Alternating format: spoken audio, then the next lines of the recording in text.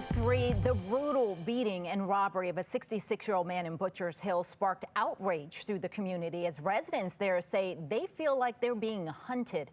Two teens were arrested, but one, a 15-year-old, was released to his parents, seemingly to face no consequences.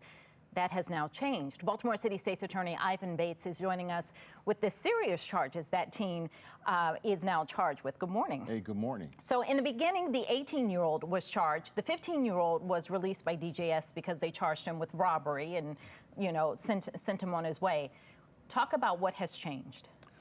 Well, one of the things that my office needed to do is we need to look at the case. And unfortunately, looking at the video, reading the reports, we determined that this was more than a robbery.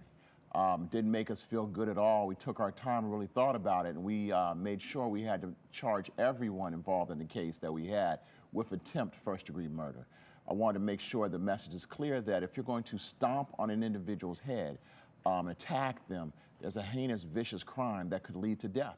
We charged last month a gentleman stomped on an older gentleman with murder and killed him. And we're seeing that more and more, the viciousness of those types of actions. So everybody involved in that case has been charged as an adult with first-degree attempt murder. So what is the chain of events after that incident happens? Is it up to your office then to look at each individual case? Do you have to reach out to DJS and say, let me see more about that? I'm not sure that what you've done is enough. Or do they reach out to you? No, DJS is the sole gatekeeper. The case, the police make the arrest, it goes to DJS. DJS decides what to do, and they may or may not refer the young person for detention. They may or may not put that person on electronic monitoring. From what we can tell right now, it appears that DJS does not view robbery as a violent crime. And we think that's one of the issues that we're seeing more and more. You know, we kind of looked at some numbers. I think we had about 115 young people that have been arrested on robbery charges this year, and only 32 have been detained. And so things like that are concerning because we would like to be able to have a seat at the table a little quicker. DJS is now saying as a result of this case, they are going to make some changes. Kids who are not detained but accused of a violent felony will be placed on electronic monitoring. And those kids already wearing an ankle monitor who go on to commit another violent felony will be detained, which brings to mind so many questions. But for one, you're happy to see some effort being made? Yeah, without a doubt. You know, I did have the opportunity to speak to members of the governor's staff and even the governor. We talked about these changes, but we're still going to continue to have additional discussions.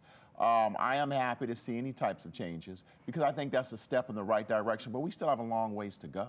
So does that mean if you were already on an ankle monitor and you went out and committed another violent crime, you weren't already detained after that? It appears that way. We're beginning to see that more and more. You know, I think a young person was recently arrested, and my understanding is they told the officer, don't worry, I'll be out soon. I think what we really need to understand is the definition of what DJS is saying is a violent crime, what's not a violent crime. I think we can go ahead and clear that up a great deal. I think for all of us, we have to truly understand we have to put victims first. And I think another question people will ask is this a change on paper? You say that now you're going to put more kids on the ankle monitoring, but we've already seen that you're not necessarily in great command of the kids that are already on ankle monitors. We've seen evidence of that. We've seen that at the Brooklyn Day mass shooting. So now you're going to put more kids on there. Do we have faith that they will be monitored, that makes a difference? Well, look, I have faith in the sense I'm an individual who always believes the glass is half full. And then that November 1st, the law changes. The law says DJS must let us know, the court and the prosecutors, within 24 hours when a young person violates electronic home detention. So I'm looking forward to that. But I also know we'll be able to look at the numbers to see are more kids placed on electronic home detention. And I do think having the conversation we plan to have with the governor and his team and DJS will help everybody be on the right page on the same time. And I've got to wrap, but just one more quick question.